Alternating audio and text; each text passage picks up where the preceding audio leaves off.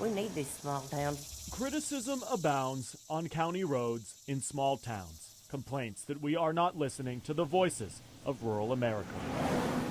Well, I got my exercise today. But hold on tight, because Paulette Johnson has something to tell you. We need help. 67 years old. Yeah, She's one of 11,000 people who call Decatur County home. I've heard it.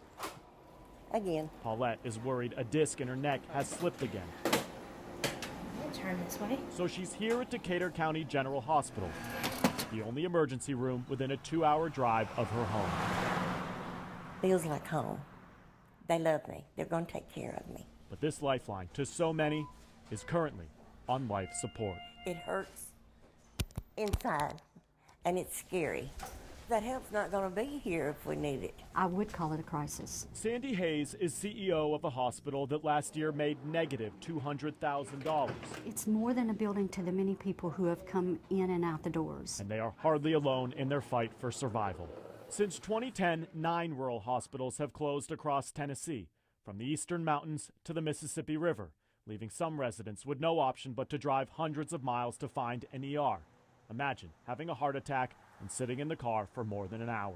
They can save your life. You're going to lose your life if you have to go further. And you know you're faced with something like this, most people will say you got to make cuts. Do you want to lay on back? Cuts have been made.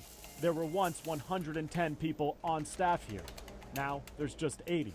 It's hard to retain anyone, though, when the future is up in the air. People have to be assured that they're going to have a job tomorrow. No need to tell that to Amanda Harris. I'm going to take you on around to ER2, okay?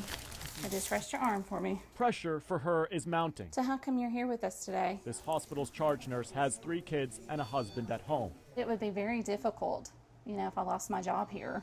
As a lifelong county resident, it's not just a paycheck she worries about. Even people that live here do not necessarily understand the impact that you're talking about when you're going to eliminate these kinds of facilities.